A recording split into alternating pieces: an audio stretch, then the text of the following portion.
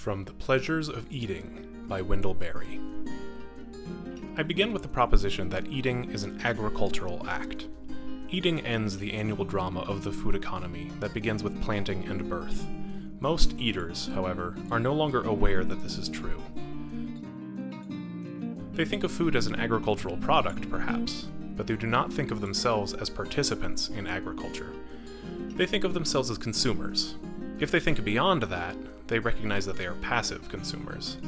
They buy what they want, or what they have been persuaded to want, within the limits of what they can get.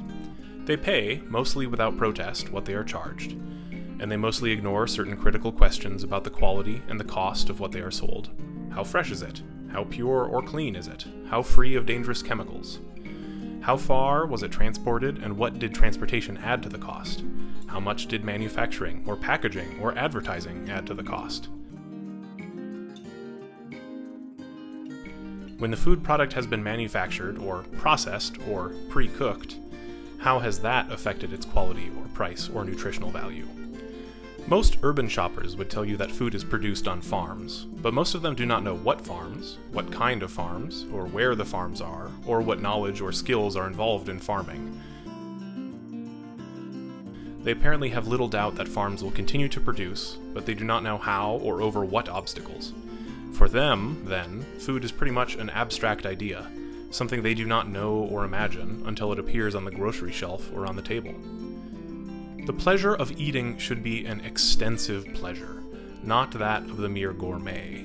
People who know the garden in which their vegetables have grown and know that the garden is healthy and remember the beauty of the growing plants, perhaps in the dewy first light of morning when gardens are at their best.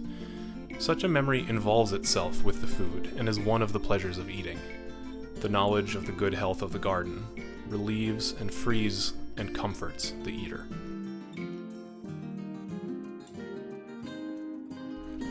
The same goes for eating meat. The thought of the good pasture and of the calf contentedly grazing flavors the steak.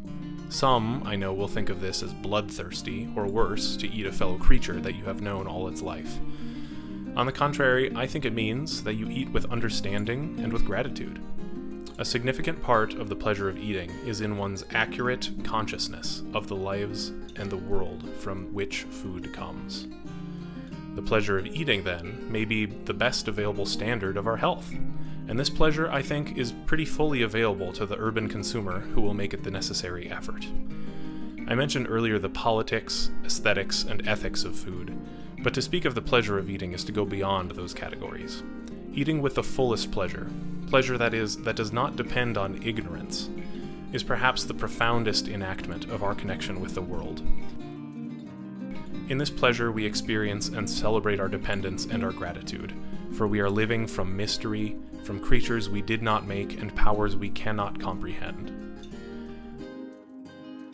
When I think of the meaning of food, I always remember these lines by the poet William Carlos Williams, which seem to me merely honest.